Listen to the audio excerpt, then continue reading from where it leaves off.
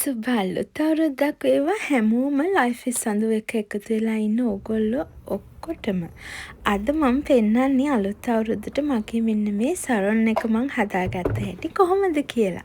ඉතින් ඕගොල්ලෝ දන්නවනේ තමන්ගේ අතින් තමන් දෙයක් කරගත්තාම ඒකේ වටිනාකම කඩෙන් ගත්ත දෙයකටත් වැඩිය මට නම් වැඩි. ඒ මගේ හිතේ සතුට, ඒ දැනෙන ආත්ම තෘප්තියත් එක්ක.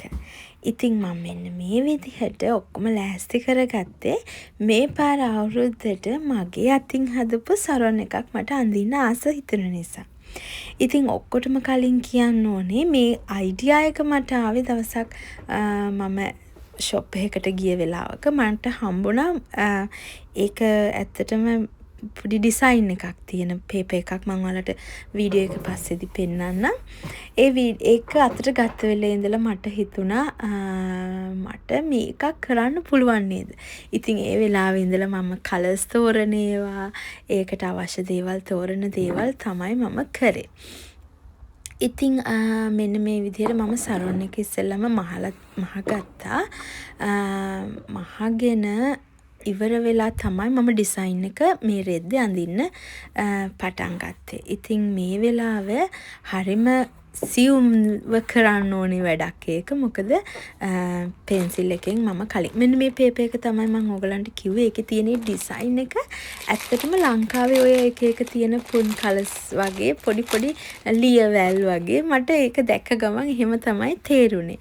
ඉතින් මෙන්න මේ මැද තියෙන ඩිසයින් එක තමයි එකයි මෙන්න මේ සයිඩ් එකේ තියෙන එකයි තමයි මම යූස් කරේ. වගේම මේ ලයින් එක මම යූස් කරන්න තමයි හිතන් ඉන්නේ. ඉතින් ඔක්කොටම කලින් අපි ඩිසයින් එක මේ මැටීරියල් එකේ ඇඳගෙන ඉන්න ඕනේනේ. ඉතින් ඒකට තමයි මම දැන් මේ ලෑස්ති වෙන්නේ. මං ඉතින් ටේප් එකත් අරගෙන හරියටම මේකේ මැද ලකුණු කරගත්තා. මොකද ඒක මට එන්න ඕනුනේ මම අඳින්නේ සරොන් එකේ සයිඩ් එකකට. සයිඩ් එකේ මැදට. මේ කියන්නේ මැද ඉඳලා තමයි ඒක බැලන්ස් වෙන්න උඩටයි පල්ලෙහාටයි මම මේ විදිහට මෙෂර්මන්ට් එක අරගෙන හරියටම ලකුණු කරගත්තා. ඊට පස්සේ තමයි ෆනීම වැඩේ තියෙන්නේ. මොකද මට ඒක අඳින්න ඕනේ හරි හාෆ් සර්කල් එකක්නේ. ඉතින් හාෆ් සර්කල් එකක් අඳින්න මං ගාව දෙයක් තිබුණේ නැහැ. මගේ ඔළුවට ඒ වෙලාවේ ආවෙත් නැහැ.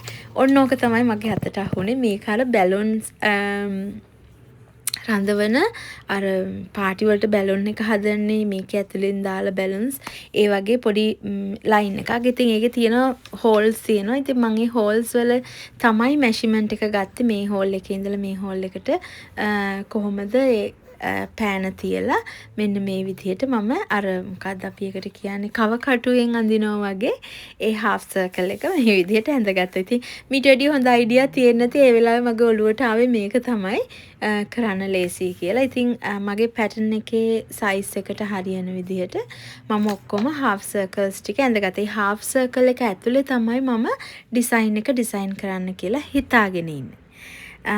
ඉතින් ඒක හරිම සියුම් වැඩක්. හැබැයි මම හරි ආසාවෙන් උනන්දුවෙන් කරා. හැබැයි මේක නොකියම බෑ. මගේ හස්බන්ඩ්ුත් කිව්වා මේක කියන්න කියලා. මම මේ හාෆ් සර්කල්ස් ඇඳලා මේක හරිම සියුම් වැඩක් නිසා මට half an hour වගේ ගියා. ඔයගලන්ට පේනවා ඇති මේවා ලයින්ස් ලස්සනට අරගෙන අඳින්න. ඉතින් මම මේ ලයින්ස් මෙහෙම ඇඳලා මේකේ කොටස් දෙකක් විතර මම ඉවර කරා. ඉවර කරලා මම මේක නවලා තියලා වැඩට ගියා. වැඩට ගිහින් එනකොට මගේ සුදු මහත්තයා මේ ඔක්කොම හොදලා. ඉතින් මට ආපහු මේ ඩිසයින් එක අඳින්න උනා. ඇඳලා තමයි මේ විදිහට ෆිනිෂින් එකක් ගන්න පුළුවන් වුණේ. ඉතින් ඔයගලන්ට පේනවා ඇති හරිම ලස්සනයි සහ මං හරිම ආඩම්බරෙන් අවුරුදු උත්සවයේ මේක ඇඳගෙන හිටියේ. මම මේක ඇඳගෙන ඉතින් පොඩි ඩාන්ස් එකකුත් කරා අවුරුදු උත්සවයේ. ඒකේ වීඩියෝ ඕනේ නම් මට කමෙන්ට් එකක් දාන්න. මම වීඩියෝ එක අප්ලෝඩ් කරන්නම්. කොච්චර කමෙන්ට්ස් හම්බ වෙනවද බලලා. එහෙනම් ගිහින් එන්න. බයි.